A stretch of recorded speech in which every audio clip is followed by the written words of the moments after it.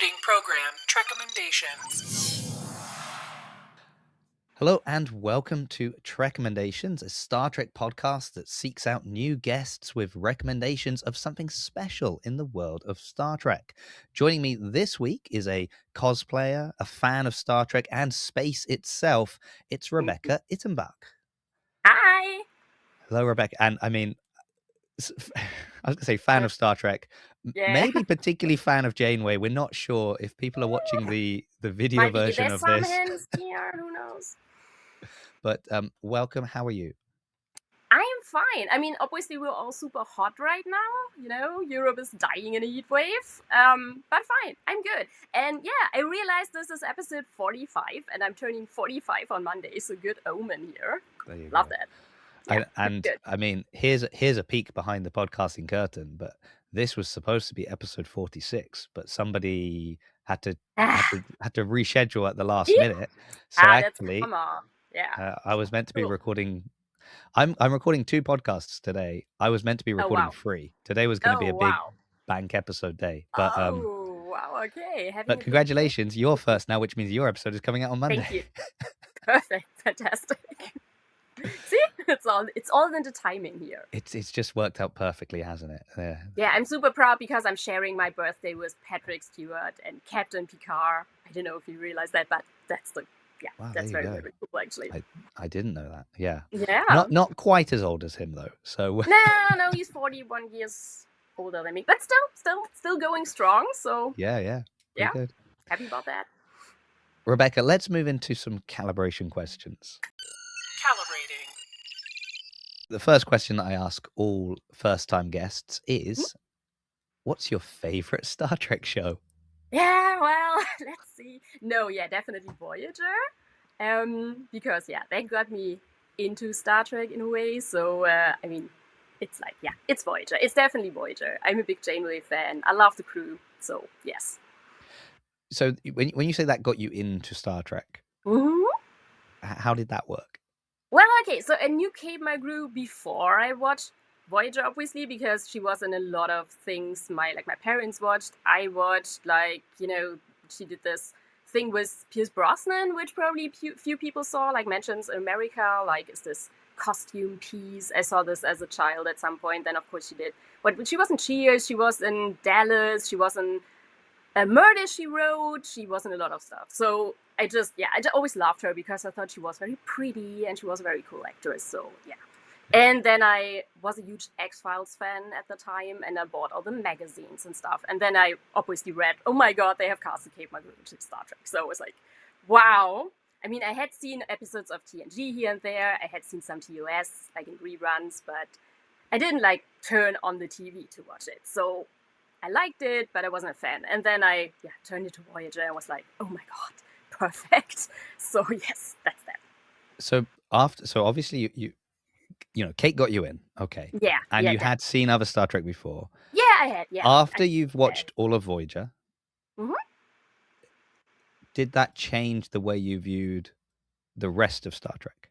Yeah, definitely did, because then obviously I had the background, and then I really knew how this whole system worked, and that it was all, set in the same world, that everything was connected. So obviously that changed it, definitely. I mean, while I was watching Voyager, I started buying VHS at the time. So, and then I obviously started watching other stuff, and then I tried watching the DS9 at the time, but that was a little dark. As a young teenager, that was a little too dark, too political for me. So I watched that after Voyager.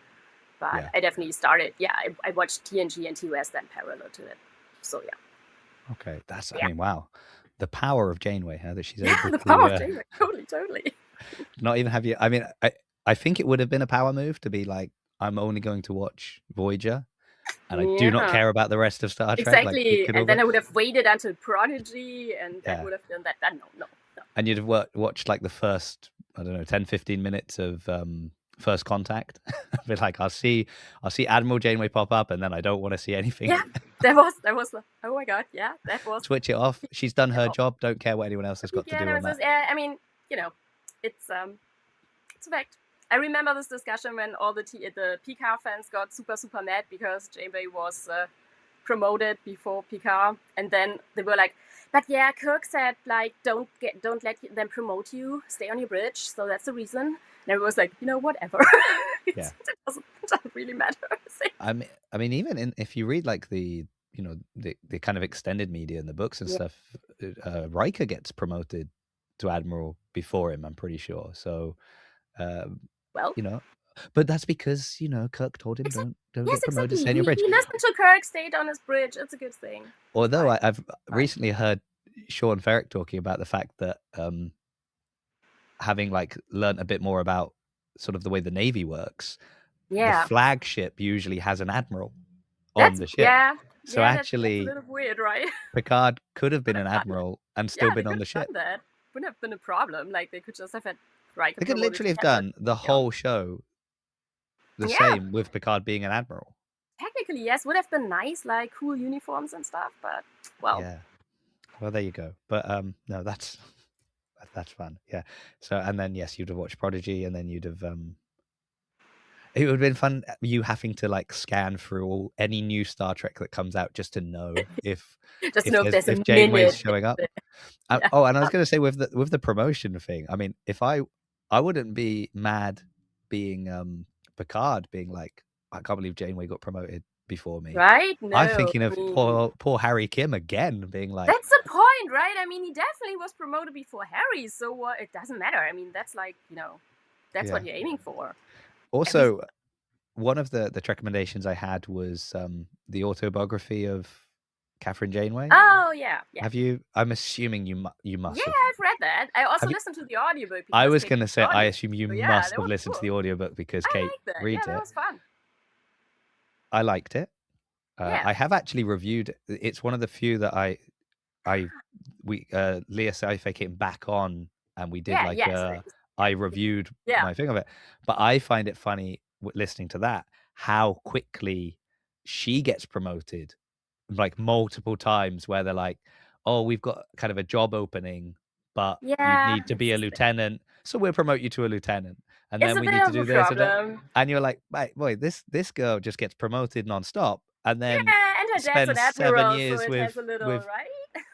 Yeah, but she doesn't take that into into her kind of poor Harry Kim. That's all I'm gonna say. Poor Harry Kim. This guy. That's the point. Yeah. I tell you, if he got back to Earth, people sometimes say, "Oh, we'd love to know what they all did once they got back to Earth."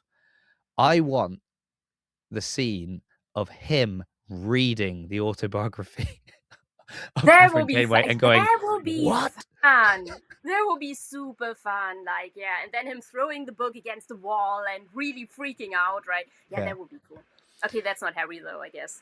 As he puts on his uniform with his his one pip and then his little clear pip because he's finally been promoted to Lieutenant Junior grade. Yeah. Fantastic. Oh gosh, no. Yeah, you can totally do this, right? You can. Yeah. You can write we'll that. Make this happen. Act it out. Might be fun. Oh, good. Okay. Poor Harry. I always feel so bad for Harry. We're always making fun of Harry. But yeah, I mean, somebody has to be the ensign, so yeah. Yeah.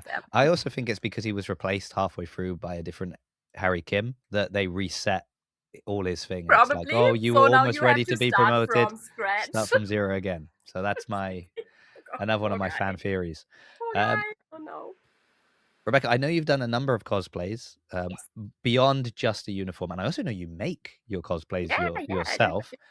Have you got a dream cosplay that you haven't yet been able to execute upon? No, I made my dream cosplay this year. I made Janeway's Southern Belle dress from the Q and the Greys. So that definitely was the dream cosplay because I've always been looking at this episode and like, oh, this is so cool and this is looks so good and this looks so complicated. So, and I actually made it this year. I got around to it. It worked. It was cool. It's interesting because you were talking about like the things you'd followed Kate Mulgrew in before going to Voyager. So I imagine people that sort of discovered her in Voyager would have found some of these looks quite oh, so strange to see Janeway dressed like that. Whereas you were kind of more like, welcome back. Yeah, kind of, right? Yeah, that looks familiar. Nice. Awesome. Yeah, obviously. Okay. All right. Well, it's interesting. Do you think then, I mean, of all the cosplays that you've done, was that by far the most complicated to And make? no, I have to admit, the most complicated wasn't a Star Trek cosplay though, because like I said, I'm a huge Broadway fan. Right. So a few years back, actually, I saw there was Donna Murphy, like who plays Anish in Insurrection. She did Hello Dolly on Broadway. And one of those costumes, I did this for Broadway Con. It was like a Victorian walking dress, and I stitched about 10,000 sequins onto it, and it was all lace, and there was a hat, actually, like a big Victorian hat I made from scratch and stuff. So that was definitely more complicated, but yeah, that was my peak thing. That was cool. Yeah. So were you already doing like cosplay stuff before? Well, I mean, you got into Star Trek, you were still quite young when you got into Star Trek, so I'm just intrigued to know kind of where the line, like, was it, oh, I saw people dressing up for Star Trek stuff, and then I was like, oh, you can do that for other fandoms, and I started doing it that way? Or was it you'd got these skills from other fandoms and then been like, oh, I can apply this to Star Trek I've stuff? never actually learned how to sew. So I used to sew by hand. Like I started sewing little, dresses for my dolls and stuff when I was very little, because my grandmother was good at sewing, but she only did it by hand. She didn't have a machine. So we did this sometimes, but I never really thought of it as like a skill in a way of there was something special or whatever. It was more of a utilitarian thing. So, and then at some point, I went to conventions usually, like, in fan shirts and stuff. And then at some point I was like, hey, you could actually just do one of those. Because I never found a uniform you could buy anywhere that was really accurate. So it was always a bit like, it's not the right fabric. It's not, the seams are wrong, like it's all wrong. And and then at some point I was like, okay, I just try. And then I wanted to make the jumpsuit from Voyager, and I realized I can't do this by hand because that's a very strong fabric. It's like gabardine, like wool fabric. And I need those really long seams, and they really actually need to hold. So I was like, okay, I have to buy a sewing machine. So I bought a very cheap sewing machine, and by now I have a very good one. Like I kind of got one that really can do anything. So yeah, and then I just got into it. So I watched a few YouTube tutorials, and apparently I have some talent for it. So yeah, it's working out quite well. And yeah, so fun. And unfortunately, obviously, once you have the first uniform, you're like, oh, there's another one and another one. Luckily, I only cosplay Janeway, so there's a limited amount of stuff she wears, so it's not so bad. What would it take, for because so far it's only Janeway, and it's not. I'm not going to assume that you don't like anybody else, but it's only Janeway. You're very passionate about Janeway. I'm just wondering, with like the talk of future projects and maybe things that could come, and down the line, what do you think it would take for them to bring in a character that could like win you over to the degree that Janeway has? That you're like, do you know what? We're gonna do a new cosplay. That's hard. I don't think that would happen, but yeah, obviously I could. I mean, the thing is, I have one problem. I hate wigs. So I color and I cut my hair so it works for Janeway cosplays. So I'd need somebody. Well, maybe I could, for example, I could probably with the hair I could play Genesis, like cosplay Genesis from Academy in a way. So which also the character totally reminded me of the teenage Janeway. So that was literally fun. But yeah, I mean, I could. Yeah, maybe I could, but I don't think I would do that. I think I'm just in this whole. Well, here's the last what if then. Is there an access? So the way that Kate Mulgrew brought you over to Star Trek in the first place, is there another actor that has that power that you're like, if I found out tomorrow that they've cast this person in a new Star Trek show? Oh, well, literally, I had that after Voyager. There was Scott Bakula, so. Oh, there you go. Yeah. Because, yeah. But you chose not to cosplay as him, which is strange. No, weird, right? Yeah, I don't know. It's like, it's the shoulders aren't wide enough and stuff. But yeah, that was literally, I was so excited when they went on to cast Scott Bakula, because it was like really like, Sam. Were you a big, I was going to say, were you a big Quantum Leap fan? I loved it. Yeah, and he's also a huge Broadway star. He was Stephen Sondheim's favorite Broadway performer. So he literally is like, same thing. I think there are a lot of like theater people in Star Trek, obviously, which is cool. Yeah, I guess. Are there as many now?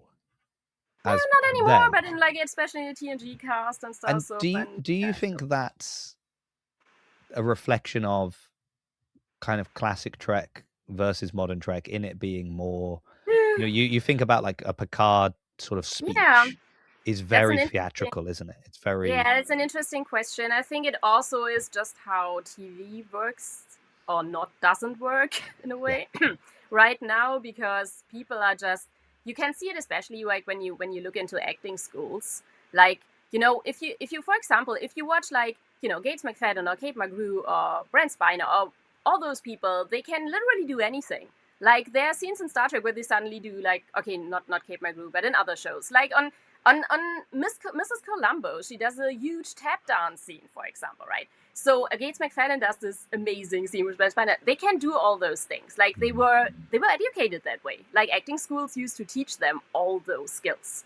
Like yeah, they could literally do anything. And these days, even acting schools, if you look at musical theater, for example, they don't do this anymore. They just teach them what do you need to be cast, and that's that. So yeah. it's very generic. It's very boring in a way.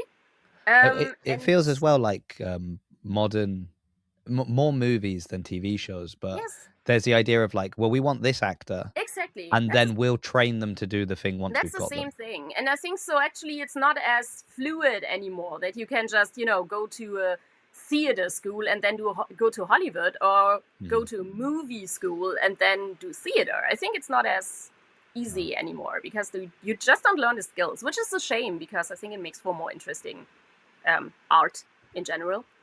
there we go. Well, we're on this show. We're slowly fixing modern television, one episode at a Please, time. We've please. highlighted a number of things we don't like about it. That's This a is the good first thing. time.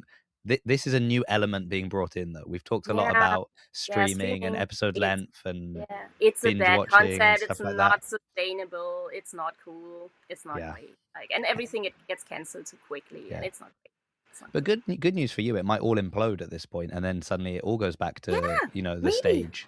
Yeah, And that's why I buy DVDs, because I'm totally expecting all those servers that sometimes you just crash and disappear. Yeah. everything's gone. So I'm still trying to buy DVDs when I can. Yeah. Well, I mean, I don't know if you heard, like in the kind of worst timing you could ever do something, Sony announced like the PlayStation 6 will be digital only, no Yeah, physical media. But they fabulous. did that the same, it was either like the week after or the same week that they removed like 500 movies off of So their ridiculous. I'm servers. not a gamer, but it's the same thing, right? It's Yeah. like, But I mean, like, the idea of saying, "Don't worry, guys, it'll be digital only. You'll buy digital things, and they'll still be yours." Or totally. by the way, those movies you bought, you don't have They're them not anymore. here. I can see this every time I open Apple Music, and like lots of content I bought like, I don't know, 10 years ago or whatever isn't there anymore. So Yeah. whatever. Yeah, no, No, it's but you're right. it's Yeah, a little. grab some DVDs while you can, or why not? I do. Blow the dust off the VHS and see if. Yeah, exactly. Still have a lot of those, like the X-Files and stuff. Still have that. Yeah, great. Yeah. My final calibration question for you then is, I was going to say, I have a feeling you're a Janeway fan. The Yeah, pictures sort of. behind have revealed this, your conversation so far. When I wrote this question, I didn't know the depths of Janeway fan you were, Okay. but now I do. So my question is this: recently, there's been a bit of talk about, could there ever be a Janeway show? And even Kim Yeah. was kind of a bit on the Yeah. idea of there would need to be a good reason to do it. Oh yeah, So, my group just asked this like 2 weeks so back. my two-part Oh, yeah. question for you is, one, would you want there to be a Janeway show, or do you think it's better that they just leave the character, as you're happy with the library of stuff that's already out there? And if you did want there to be a follow-up show, what would be your pitch for that show? Okay, so first off, I'm probably the only Janeway fan who's like, no, I don't really want this, because I obviously watched Picard. And I have no idea why TNG fans love Picard so much, because I would freak if Janeway and Chakotay walked on a bridge and Miral Paris would be sitting in the pilot chair and they would say like, oh, I haven't seen you in like 15 years. And I would just be like, why the hell haven't you seen each other in 15 years? What happened? Like, I got the thing with Beverly Crusher, obviously. That was fine. But the entire rest, like that apparently Picard and Geordi haven't seen each other in 15 years or whatever. Why? I mean, when we last saw them in this insurrection, they were fine. What happened? And it was just so this concept of the show would work. And I hate when people do this. This is like bad fan fiction. Like I'm rewriting the stuff that exists to do my own thing in a new show. Personally, I absolutely hate this, and I don't want this happening to my crew. So I am not a big fan of this concept. Depends on who does it. Obviously, Kate Mulgrew is somebody who's very much involved in what can you do with my character. So I think she would totally veto stuff like this, and she would be very insistent on it being a very good thing and an interesting thing. And the problem is, I think she doesn't see, because she talked about it in San Antonio a few weeks back, and she asked people, okay, why do we need this? Why would she be relevant today? And people obviously was cute. You obviously saw this, right? Like Yeah. because I filmed this, so I think it's everywhere. So, and Linda, for example, said, yes, we need it as a role model for young women in STEM. And everything, like she said, was fantastic. It's super relevant. I get this. The problem is, I think what Kate Mulgrew actually meant is because she's an actress, obviously. She cares about this stuff. She knows she has an impact. But I think what she really wants to know is, what would be, I as an actress, what would I bring to the table if I did this? Because she obviously can't like jump around and run around the way Janeway used to do. Because she was a very active captain on the bridge, which made part of the character. And she can't do this. Let's be honest, she's 71. That's not possible anymore. And I don't think Kate Mulgrew would be satisfied with doing a show where she sits behind a desk. Yeah. And, so, well, if they did it, personally, I think it would be super interesting to actually see where Janeway was in season 3 of Picard. I know this can't be happening, obviously, because the rights are, with certain people, and they can't do this, obviously, unfortunately. But this I would be super interested, because they name dropped her the entire time, and we really don't know what happened. Like, where is she? What is she doing at the time? Is she the fleet admiral? What is her position? Because they constantly were like, can we contact her? So she must have an important position.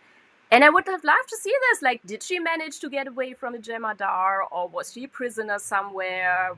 Where was the rest of the crew, maybe? That would be my pitch if we had a Janeway show. But yeah, I can't see it. I just can't see somebody writing something that would be interesting enough for this actress to apply herself to this.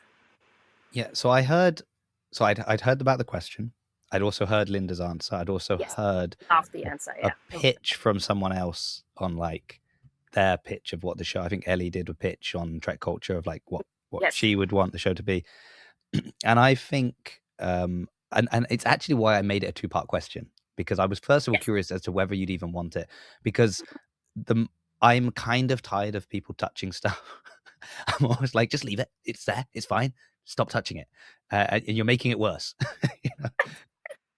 And so I, like, for me, new Trek, like not new Trek as in currently what we consider new Trek, any new Star Trek coming from now, once we wrap up Strange New Worlds, Academy, maybe we'll get these movies, who knows? Anything new, can it please be new? Like, I don't need it to be I totally get that. linked to everything else. With the Janeway thing, I was thinking about it after listening to some of these different ideas. And actually, to your point, like, what would she bring? What would be intriguing enough?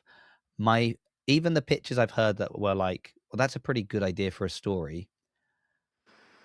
It's too niche. Like, anything that will be interesting enough to bring her back will be far too niche to do well, in which case, and you don't want it to bomb. And if you're like, and it will be one of those things where, like, for those people that this show is aimed at, it will be amazing. But that's not enough, unfortunately. And that's the point. And that's the point people don't understand, I think. Like, we saw this with Prodigy. There were like about 50 people advocating every day passionately for Prodigy. And yes, then of course we all paid a few, British pounds in this case. Oh no, it was euros, right? She's in Ireland. Whatever. Anyway, so you know Michelle. So to fly this little plane over the Netflix building and stuff, this was amazing, and obviously got the second season at least aired, because otherwise we probably wouldn't even have gotten to see the second season. But people were like, oh my god, everybody wants a third season, whatever. And I was like, guys, there are 50 people who campaigned for this online, if at all. Yeah. Literally. And if only, you do you actually think Netflix can sustain a show with an audience of, I don't know, even if it's like a few thousand people? No, they can't. And I thought Prodigy was amazing. I think it's Yeah. by far, just from the point of the scripts and the like the Easter eggs from the older shows and stuff. It's for me, it's the best of the shows after Enterprise. Yeah. Not because Janeway is in it, just because it's really well written Trek. It doesn't make mistakes. They really know what they're doing. They brought a lot of people on who told them, no, you can't do this or you can't do that because it doesn't fit with canon. So I really love Prodigy. But I get that the concept, it was just, maybe the, I don't know, it was wrongly described. It was promoted in a wrong way because people just walked away with the idea that's a kids show, and it's not. It's a bit like like the Asterix movies. Like there's things for kids in there because it's funny, but there are also a lot of things kids won't get because they don't have the background knowledge, and that's just for the adults. And it's that kind of show. It's amazing. It's for everybody. But people didn't watch it. And I still know a lot of people who are like, oh, no, I didn't watch it. It's for kids. I'm like, you missed a good thing.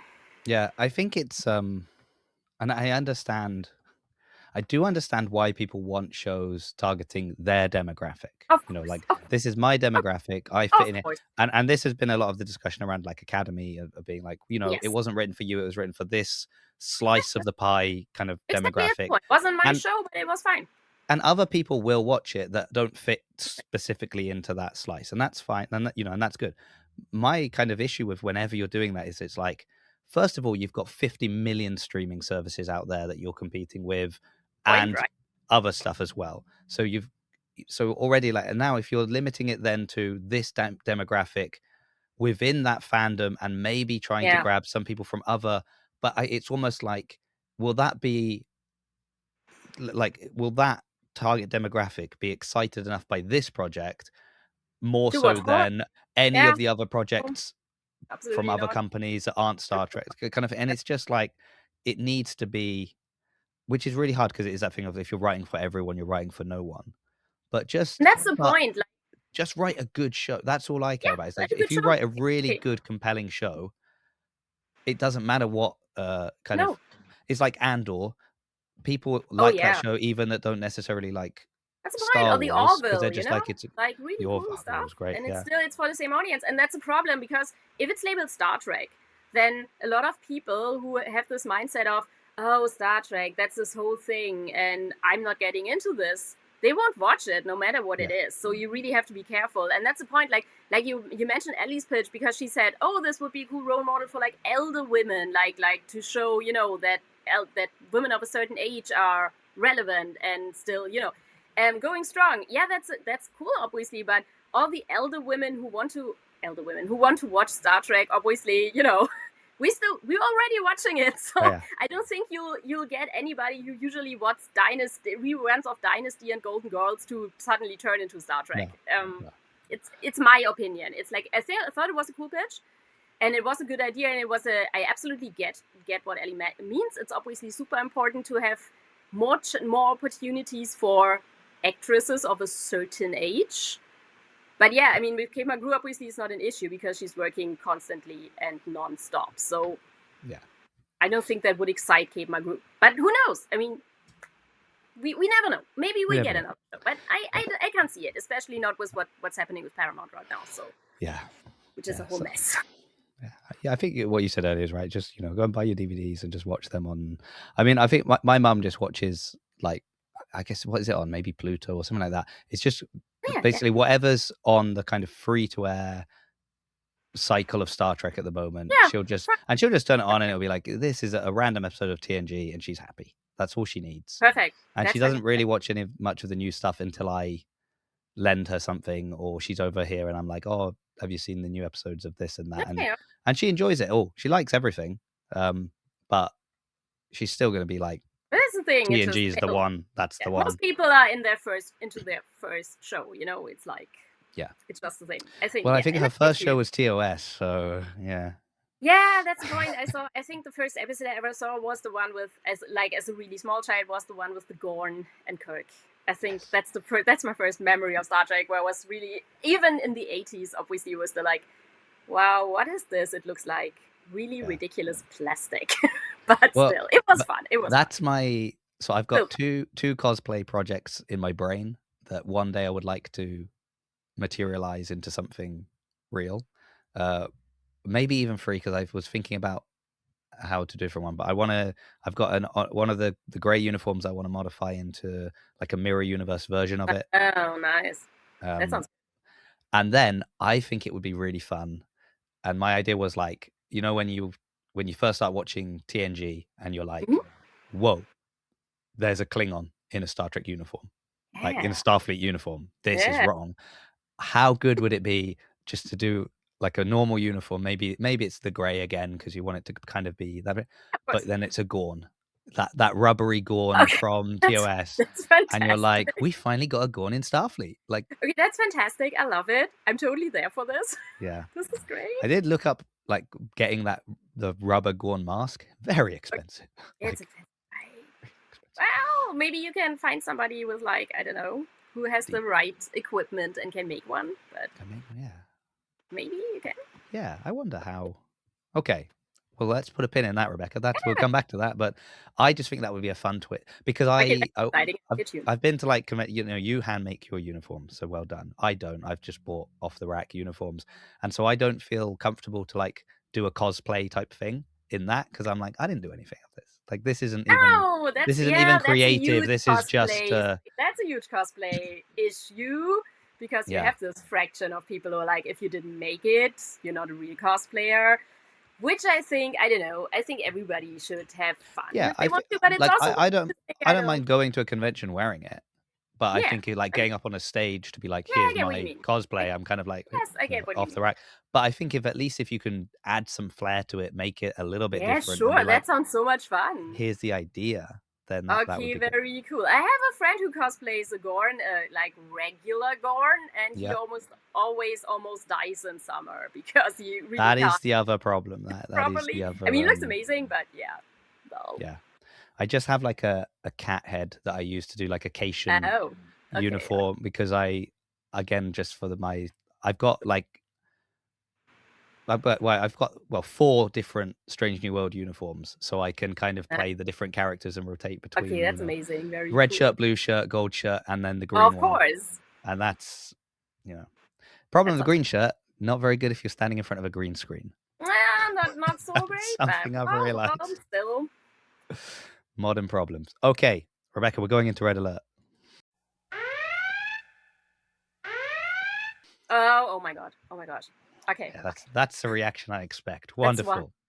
Okay, So I draw your attention to the clock on the thank top of the screen, Rebecca, because it is at this time that I will be asking for your recommendation. Please, could you tell us what it is and why you've brought it to the absolutely. show in 60 Okay. seconds or less? Okay, I try. Okay, so it's this book. It's called Star Trek Costumes. I don't know if anybody's seen it, hopefully. So, it's amazing because it has like all the costumes up to like the 2009 Star Trek. It has like the drawings of the designers, and it has stuff like this. Like you actually have the boots, you can see the fabric, you can see the lining. It's super amazing, and especially for cosplayers, it's a gold mine because you have the shows like Voyager, for example, that is so dark that you can never get a proper screenshot of anything. So you don't see the seams, you don't see the fabric, nothing. And this book actually gives you all this because all the uniforms are in there with the sketches. It's super amazing. It has a lot of background information, and it's like 250 pages of like glossy pictures, and it's super cool. So everybody who likes art, costumes, or is looking into cosplay making, it's the best book out there. Okay, this is an interesting one because I have seen this book. Oh yeah, and Forbidden Planet, right? Well, no, that's not where I've seen it. Oh, okay, because they have it, I think. I have seen it on a shelf at my mum's house. So oh, good for you! I know she so has you this. She has this book. Nice. Yeah. Which I might grab next time I'm. Yes, you should. Next time I'm you totally visiting. should. You get a lot of inspiration from that one. Yeah, and so I have seen it, and I know what you mean about the glossy pages. Yes, So yes. it is a beautiful book. Yeah, it's amazing. It's really cool. Beyond it being a book of beautiful things, it is a beautiful book. Exactly. Perfect. I mean, it's an interesting thing because it's one of those where like my mum got it and I don't really know why. She doesn't cosplay, but she's big into stuff. I suppose. Well, like she came on episode 1 of this show and she recommended the book that is The Making of Star Trek, and it was like all the behind the scenes of Yeah, of course. creating TOS kind of thing Yeah. in the beginning. So she obviously, and I know she's got another book that maybe will be recommended in the future, but it's like a load of scripts that were prepared but not filmed, or or stuff like that. So she clearly has an interest in the behind the scenes of Yes, Star Trek I guess more that's than right. I realized. So maybe that's why, but she's not Yeah. cosplaying it. She does have a uniform, so she very cool.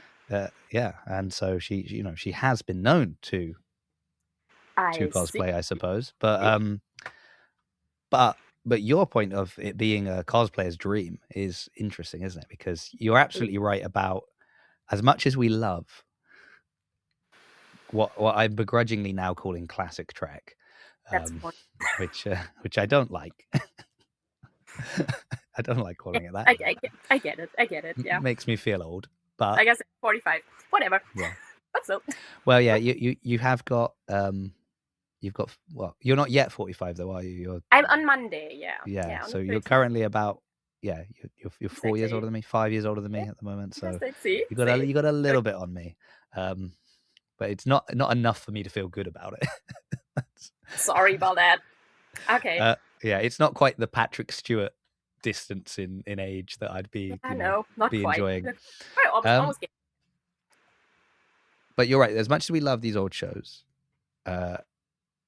it's really hard to see details in a lot of them, and it almost gets harder with modern technology, because now it's like, I'm thinking when the TV I used to watch Next Generation on, compared to the TV I watch it on now, and it's being like stretched across this screen that That's it really, can't really quite manage to.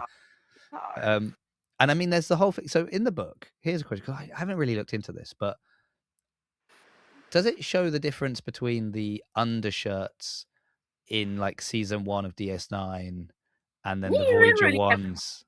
You literally have like pictures of more or less every. I'm just looking if I can find a picture of exactly that, because you literally. Because you know what I mean by this being like, were they purple? Were they gray? Yeah, I know what you mean. Well, literally, the undershirts are a color that I think in fashion is called denim blue.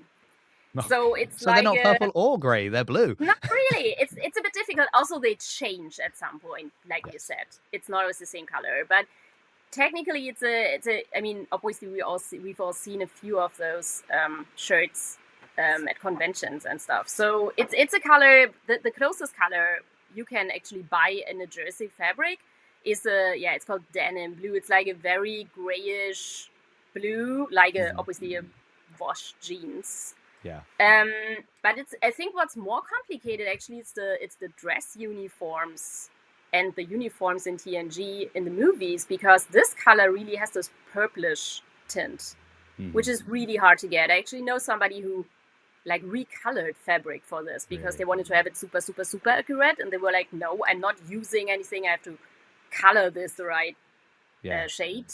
It's really complicated, but definitely there are different shades of gray. Yeah. Very funny, pun intended. Okay. It's interesting because it got compared to like TOS, where it was kind of just grab whatever's available, get like the easiest thing. What can we easily get our hands on? That's which then you think if you know, when shows were using like what's the most readily available thing, because we need to make 50 of this and I can't be customizing that.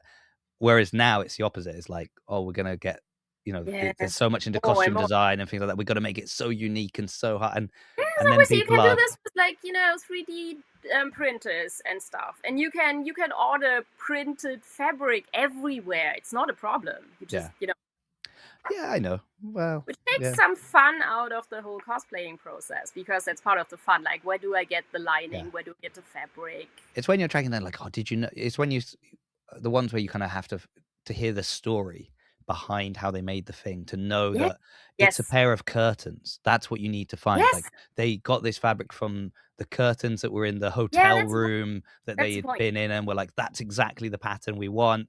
And then you're like, okay, so I've got to track down a, Yeah, that's a really specific. complicated, and sometimes you actually have to remember, like, fabric doesn't move in a certain way if it's too heavy or if it's too light. So especially if you want like historic costumes, then you need to wear them on stage or on a film set. Mhm. Then you can't wear real silk or anything because that will literally weigh like, I don't know, 50 pounds.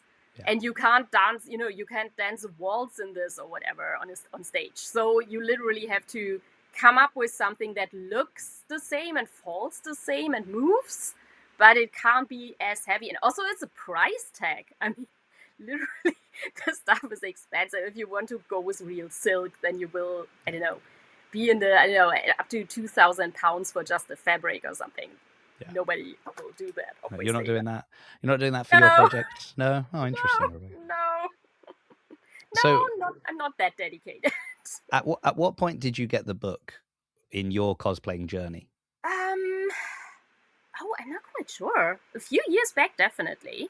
Yeah. I didn't get it before I made the uniforms, because I got the best pictures for the uniforms. I actually got from DS9, because since DS9 is set on a space station, the lighting is totally different. Obviously, like the lighting is very, very much more intense and Mhm. very more. So it's easier because it's the same uniform, obviously. So it's much easier to have a look at this. And then if you have the old magazines, I have a huge stack of old sci-fi magazines and all that stuff from like when the shows were running. They obviously have promo shots, so you can get this. But it's really like from Voyager and TNG, you won't get any screenshots that will help you in any way. It's really impossible.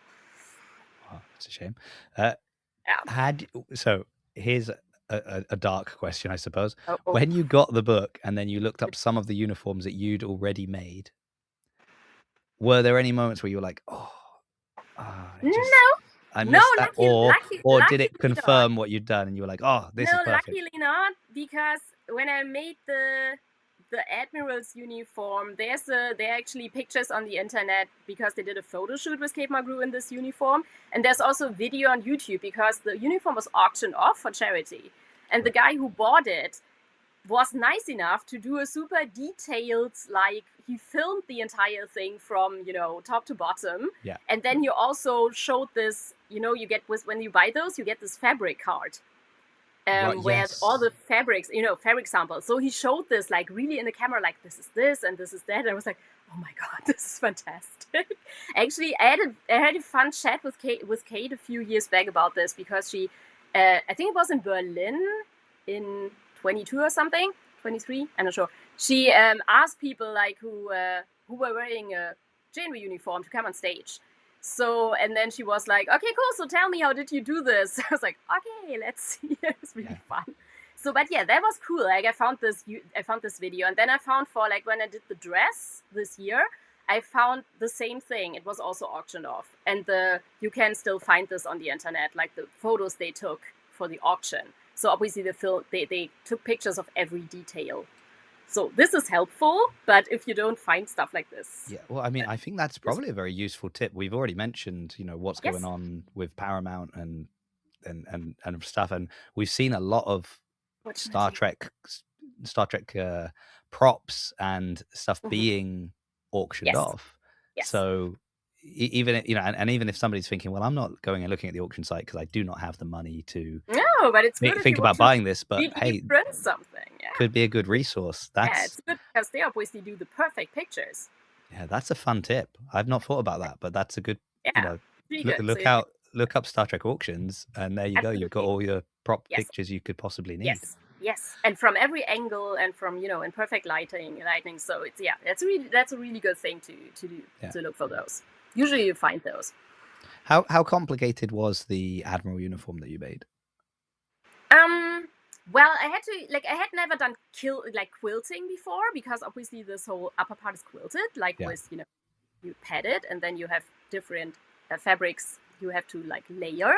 So at first, because I didn't have a very good sewing machine back then, so at first that didn't work out well. Like it constantly got like congested in a way, so I had to take it apart like 10 times before I'd figured out how to do this. But apart from that, that was probably the easiest one, because the Admiral's uniform obviously is like a tailcoat, so it's longer. Yeah. So, and it has a belt, so it doesn't have to be so super tailored.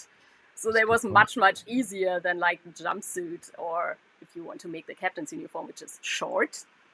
So that was okay. That wasn't so complicated.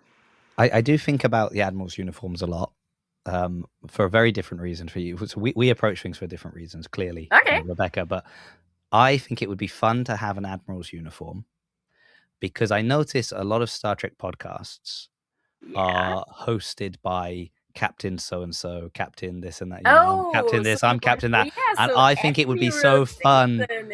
Like if you ever get asked to be a guest on one of these shows, you turn up in an Admiral uniform. That sounds fun. That's so funny, actually. Well, the point is, it is really cool because people react to those things. You can't believe this. Like, if you go to a convention and you're wearing Captain's uniform, people will be like, oh, cool cosplay. So if you wear Admiral's uniform, everybody will be like, Admiral, and you will be, as you were.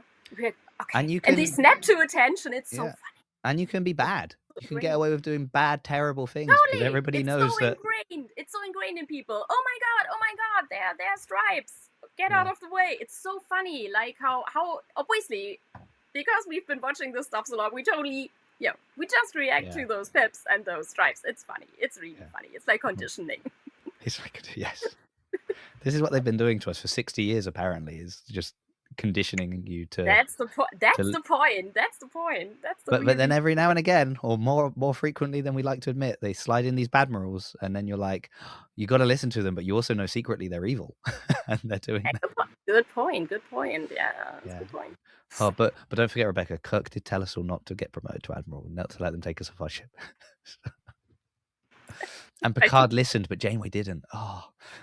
Damn it. I think with Janeway, it was just when she came back, they were like, okay, let's promote her because she won't listen to anybody anyway. Yeah. So because she's been out of this whole system for like 7 years. That's it. She's been sat outside of the chain of command. Literally, I think in the real military structure, you literally couldn't send her anywhere where she has to listen to anybody ever again. So, and also she obviously had a lot of experience for like diplomatic skills and stuff. And okay, debatable, but officially yes. So, but yeah, I think that was a sensible thing to do from Starfleet's perspective. Now, previously you said you only cosplay as Janeway. Yes, we have that on record. Play the tape back. You can hear that. Yeah. Rewind the cassette that this is on and play that back and listen to. However, when flicking through the pages of this book, have there been some outfits that you're like, I mean, that's just a beautiful thing to make anyway? And sure. I mean, if you for example, if you look at Jadzia and Worf's wedding pictures, right? This is amazing. I love those outfits. That wouldn't be too hard for you for the hair as well. Yeah, I guess. Well, I would have to color it darker for a while. But that would be nice. Or I loved the Anatra's wedding dress. That was also because I loved it that they didn't put her in a dress uniform, but that they really gave her a beautiful, whimsical wedding dress. I think it was cool. Then Anish is a cool character from Insurrection with this whole, cotton relax thing going on. I like this. There are a few, definitely a few. The few, definitely. 2 of them have been wedding dresses. Good point. Yeah, that's the point. I love wedding dresses. I never had any intention to get married in my life, but I love wedding dresses. Yeah. Really cool. I'd love to make a wedding dress. That would be fun. I'm trying to think now of which other weddings we've seen. Well, we had what was Keiko? I was gonna say, what was Keiko O'Brien's wedding dress? Keiko had this traditional Japanese style gown. That was also very, very pretty. But yeah, personally, I mean, everybody can think about this as they want. But personally, I wouldn't wear a cosplayer character. A traditional Japanese. I think that's culturally very inappropriate personally. But everybody has to deal with this issue on their own. But I personally embrace the idea that you shouldn't do that. So yeah. Do you have any favorite like, because one of the great things, I think, at least within Star Trek, is how we have all the different, you know, species and cultures, and like it's so complete, right? Like you talk Yes. about the Klingons, and you can picture yourself on Kronos, and you can picture Of course. like the architecture, and then also the clothing and things like that. And it's the same, you know. Yeah. Bajor obviously got massively fleshed out because of Deep Space Nine. You know, Vulcan, because of well, Vulcan is also a bit of a resurgence with Strange New Worlds and Spock and that. Do you have? Are there any of the different sort of species or you know, styles of the races that you're like, oh, these are the ones that really pop for me? My Yeah, preferred Vulcan, ones. definitely. I The love the Vulcan, Vulcans. really. Always loved the Vulcans. I think the culture is absolutely fascinating. This idea that this mental discipline, the serenity, the meditation, the loyalty, the sense of family. I personally I find Vulcans super super fascinating. Personally, I think I love T'Pol on Enterprise. She's one of my favorite characters because T'Pol obviously is before the entire, you know, complete mental discipline thing. So she's a little more temperamental and a little more, yeah, a little more outspoken. And I think she's a very, very cool character, especially in opposite to Captain Archer's cowboy style, you know. I think this is a very cool, and I love Tuvok. I think Tuvok is such a cool character. And I'm always very sad that we didn't get more Janeway Tuvok scenes, because I think that was always my favorite interaction on the show. Well, Yeah, I think people are going to think I don't like Spock soon because recently, in speaking, maybe it was with Cardboard Colin, we were talking about, no, or maybe Vernon Smith, actually. I think we were talking a bit about Spock, and you know, he keeps lots of secrets. This guy, he's a secretive guy, and then he was really determined to reunite you know, the Romulans and Vulcans, and I'm starting to develop this theory that I think he was secretly Romulan, like that's an maybe he's a Romulan interesting. spy. But what I have said before is that I think we collectively, I think, you know, the Star Trek fandom, you know, puts Spock as kind of the most, you know, he's like the top Vulcan, right? Spock. But Yeah, I get it. Which is I think Tuvok personally, should because have that spot. I mean, if you now say it's this is probably in a fictional way racist if I now claim that Spock obviously is only half Vulcan, so he can't be the top Vulcan. I've said that, like, I said I think Tuvok's the top Vulcan, and I was like, and if you don't like that, console yourself with the thought that Spock is half Vulcan, half human, and so he's the top half Vulcan, half human. You can have that. I think Tuvok especially is so fascinating because obviously we know that he rebelled about this whole system as a child and as a teenager, and that he just got into Star Trek to kind of get out of this hole, and then he went back and embraced it, and then he went back to Starfleet. So he literally is this kind of super reflected character who really had a look at everything and then picked what was working for him, which I think is a very fascinating thing. He's also had a really interesting career within Starfleet. Yes, when you follow it through, like from being on the Excelsior to then obviously Voyager, big part, you know. Well, that's the funny thing. Voyager, like, big part of his career. Not really, because he's a Vulcan. He's long lived. He's already 110 years old at the point. He was like, yeah, that was an interesting month. Yeah, right? That's literally. And then he ends up on the Titan, like in the book series, and so he's really, you know, he's a fascinating character. I like an illustrious career, and he has the sense of humor, which is so funny because he adapts a lot of things from humans. Like he literally he's open to learning about other cultures and to adapting things that work for him. So this is a cool thing, which this isn't very Vulcan from what we see from other Vulcans. I also like him as a chief of security. I like him as a detective. Yes, he's more. I think it's interesting when you compare, you know, like Tasha, Worf, Odo, Tuvok. You sort of see Malcolm. Like you see that they've all got the same job, but they've all got a different sort of skill set that puts them in that job. Of course. And it's really interesting to see that play through. And I'm a big detective fan, so I like the kind of detective, me too. Absolutely. The detective side of it. So that's interesting. He's pretty much like Sherlock Holmes, actually. Yeah. Like, More. because he has this, this analytical, unemotional. I'm not taking it personal. I'm just trying to solve the equation, so to speak. It's very Sherlock Holmes. I'm a huge Sherlock Holmes fan, so yes, totally with you on that. I do enjoy that. I'm just going to flash back to something you said earlier because I was thinking about T'Pol. So, and I'm thinking about how you only cosplay people who's like you don't have to wear a wig. And then I'm like, well, if you want to do T'Pol, you're going to have to make a big choice in your life to do that's not great. No, to do a cut. And then I was like, oh, the only one you could do of T'Pol would be the mirror. Yes, The the mirrorverse version. The mirror version. Yeah. And I'm trying to remember, did she, because obviously like all the Terran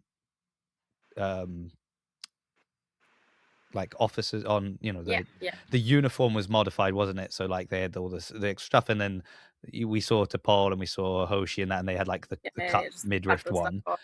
But then when they went on to when they got onto the ship and Archer changed into he had the green, didn't he? The wraparound kind of uniform. Did T'Pol change her uniform as well? I can't remember. I don't think so. I think the women. Well, Hoshi obviously in the scene was Archer. That's a good question. That's a really I can't remember if she puts on like a Uhura-esque TOS. I don't think so.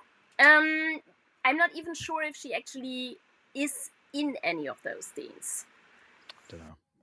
But yeah, so we now have our homework. We are rewatching the Enterprise Mirror episodes obviously tonight because we totally need to we need to answer those questions. Gap in our Star Trek knowledge because I'm not sure. I'm not even sure. I have to admit I'm not even sure if she's in any of the scenes after that. Yeah, I don't know. No. So now all the people, who are the biggest Enterprise stands are sitting in front of this and are like, oh my God, how can you not know this? And yelling at the screen. So yeah, that's what it feels. I'm saying it a lot on this show, and I said it when I've featured on other shows now as well, is that like, it feels weird to say it having the podcast and having seen like all of Star Trek, but I am a casual fan. I'm a very casual fan. I just have been alive long enough to have watched it all.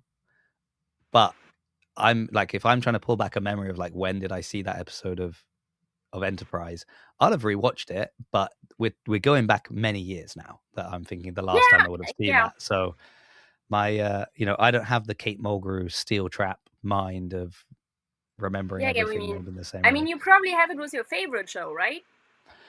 I could do this with Voyager. Like, if you ask me some detail about Voyager episode, I usually can. But I can give you the details, but I also think people have to remember that, like, I probably, like you, will have watched these episodes first of all when they were on TV. Yeah, of course. And therefore, it wasn't like now, you stream them and you've got the episode title there and you're this and that. Whereas it would just start, and I wasn't paying attention to like the title of the episode. I know what you mean. So I can tell you what happened. I can tell you who was there and what they were doing and the A plot and the B plot and how they got out of it.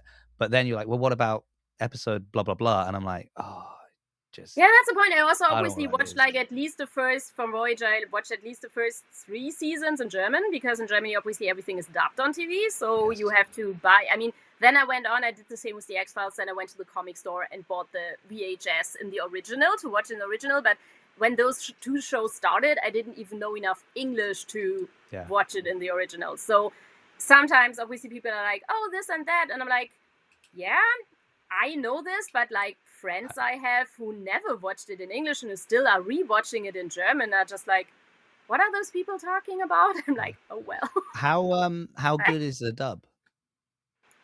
Star Trek in general is pretty good. I mean, it's always strange, now I haven't watched any Star Trek in German for ages because now with streaming, you obviously don't have to, luckily. Yeah.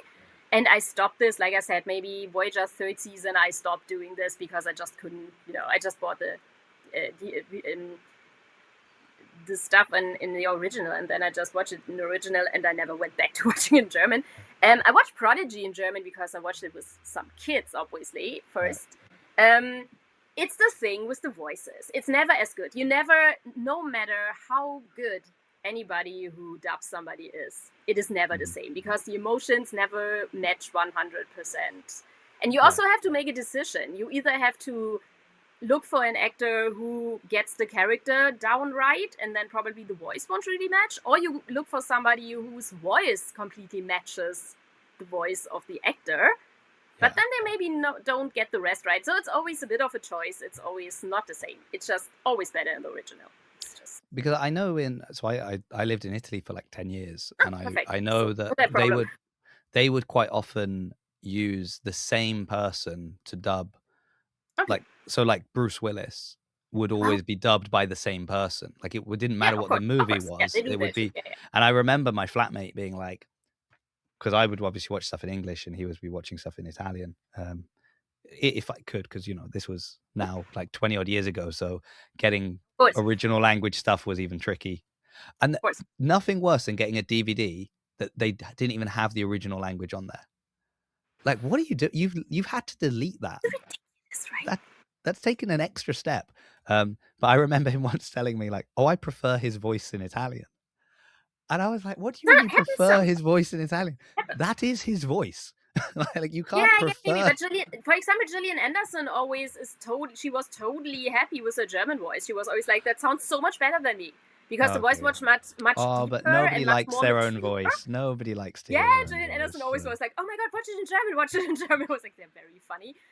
But yeah, it's always the same. Like what I used to do when Star Trek was still on Netflix, I did those thing where I would watch the same scene in French, Italian, Spanish, English, and German, and just Right. see how this sounded. And obviously the dynamics are also different because different cultures have different dynamics. Like, for example, if you listen to something, especially to Star Trek, which is a military series in a way, and you listen to it in German, it's a lot more clipped. Oh yes. So it always gets a lot more, a lot more dynamic, like, whoa.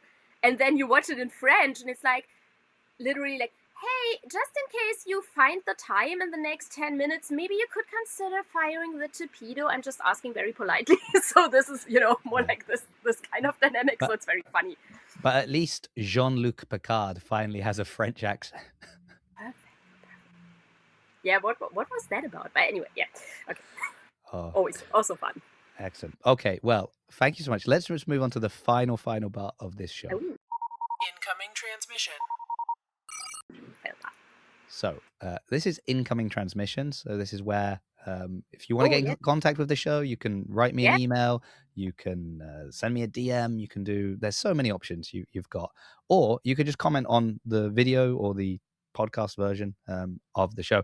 I've just thought I would share a few things that were brought up on. Now I just have to open it up. Where do I find it? Here. So on the most recent episode with Cardboard Colin, and he recommended Peter David, who wrote some incredible Star Trek books as well as comic books. I think Peter passed away last year, I believe, and so a lot of very positive comments about Peter David on that video. Clearly, people liked him. So I just share a couple of these. Obviously, there are things like so Matthew P2J says Peter David wrote the best Incredible Hulk, Star Trek, and Supergirl stories. So just fans. Richard Funnel Frontier says Young Justice was my intro to Peter David, then his work in Star Trek comics, and more recently I picked up issue 1 of his Hulk run. I can't wait to try out this new Frontier books. So he's going to actually read the books that we've recommended, so that's good. Yeah, but cool. There was a really nice story here from Karen Kristen Wise 7833. She says, I met Peter David at a Star Trek fan conference that I was one of the organizers of. It was Archon 95 in Galway, Ireland. I taught him how to translate his name into Irish. He was a superb guest and quite a character. Our conference was a volunteer event. We had a charity raffle and the proceeds went to charity. So it seems like he wasn't just a great writer, but pretty nice guy as well. Yeah, fantastic. That's thanks for sharing. That's fantastic. Yeah. So that is a nice. It's always nice when you it's like when you hear nice stories about the actors, or you hear nice stories about the film, you're like, sometimes okay, it's so disappointing, right? Yeah. Because I mean, when I read that first line that says I met Peter David at a Star Trek conference, I'm like, oh, where do we, you Where do we go like from what's here? going to happen? And then you hear a really nice story, like, oh, okay, it does sound like, because Colin himself had like a really nice story of them going out for dinner together and getting to know him, and that. So he seems like a really nice guy. But I think when you've been doing it for such a long time, it's so easy to become jaded and Yes. just a bit like, oh, these. But you know, I mean, it feels like throughout the time he was always he was enjoying it. He loved his work, you know, I guess, and he loved the people. That So sounds lovely. That that's sounds nice. good. Yeah, Wonderful. Good. Oh, fantastic. Rebecca. Yes. So I know you're popping up at conventions and places, you know, all over the place and things like that. If people want to see some of these cosplays you're doing or events you'll be at, where can they find you? Where can they find pictures of your multiple meetings with Kate Mulgrew? Or any projects you've got coming up? Exactly. Yeah, and mainly on Instagram actually. It's Rebecca EAI, not because of artificial intelligence, just because those are my initials. Sorry about that. People are always asking, how did you get that cool handle with the AI? And I'm like, sorry. Yeah. Not I was born that way, you say. Sorry. Yeah, exactly that. Perfect. Yeah, so so I'm mainly using Instagram. I mean, I have like a Facebook account, but I haven't used that in like, I don't know, you know, it's like, and I'm not on TikTok because I'm not a fan of this whole system. Like I said, I'm always, you know, my favorite quote from Voyager is Janeway's, no thank you, but have fun. So that's like my life motto. Like, it's not for me, but enjoy. So TikTok is not for me, but everybody, you know, who has fun with it, great. But yeah, so Instagram, please. Yeah, I'm on TikTok, but I would also say it's not for me. Yeah, it's a bit problematic. I mean, I'm showing my age, but I can't navigate it properly. Like, I can never find the things I want on there. Instagram for me, across all the different media stuff I do, Instagram for me is a messaging service first, and then a kind of and look at some pictures second. Especially if you have a lot of international friends, you just, you know, and you can't always find a, you know, with people in like Florida or New York, or especially at the West Coast with like 9 hours of time difference. It's just cool you have a easy messenger service where you can just, because they refuse to use WhatsApp. They all refuse to use it. I only have one US friend. Yeah, guys, use WhatsApp. It's great. It's easy. So it's easy. Oh. Yeah, really easy. And you can, you know, send voice messages and stuff. And you can even call on WhatsApp. You can just call, you can call, send messages, send pictures, send files. It's fantastic. It makes life so easy. Good point. Excellent. And I've a few American friends that use it. Yeah, so I know, which is more frustrating because it means I know you can. Exactly. It's not like it's not like it's not available. It's right there on your fingertips. But they refuse to do it, and I'm just like, well. Oh well, yeah. Damn. And so Instagram it is, or an old-fashioned email. Yes, exactly, an old-fashioned email. Oh yeah, or like I said, or some cons. So yeah. Okay. Have you got any cons coming up? I think I'm going to the one in Philadelphia in November. Or I haven't really booked that stuff yet, but that's my next thing. I think I'm going to do this. Looks good. So because Vegas isn't really my scene. I think it's a bit. I'm not a big fan. I have to admit that of the creation cons. They're always very rushed and very cramped. Like they want a lot of money for not very much time for anything. So I prefer like SpaceCon for me is the best con. Like in you know in San Antonio, it's like. Fantastically organized. You really have time. People are actually sitting down for hours to do autographs. They always have time for a chat. It's super well organized. They take the best pictures too. Yeah. Cool panels. You know, I love this. And then FatCon Germany, obviously best con there is, just in case anybody's looking for a really good con. So when is that? FatCon is always in May. Like usually, it's usually May. Which the only problem about FatCon is that obviously that's still filming time, so the cancellation problem sometimes can get a bit like we had this thing with Strange New Worlds, like when they got the last season, when they greenlit the season, and then half the cast obviously had to cancel. That's always the problem with cons that aren't in the summer. So, That's the problem with cons, I guess, full stop, is that people have... It is. And obviously with like Las Vegas, which obviously is in August, where nobody is filming, that's always your best bet if you're actually a photograph and autograph person and you just want to have a certain autograph or photo with somebody, then that's probably your best bet to get as many people as possible. But that's not my thing, so yeah. I'm always more interested in the people attending than the That's guests, my point, right? if you know what I mean. Usually, and I love panels. I really love panels. So I'm more. I'm especially disappointed at cons who charge you extra for the panels. That's really not that concept totally doesn't work for me. So, but yeah, I think that's different for everybody. Yeah. Okay. No, I love it. What a nice hot take to end the show. So Yeah, thank you so much for coming on, Rebecca. Thank you everyone for listening. No, thanks for having me. That was fun. And I will be back next week with another guest and another recommendation. Ending program.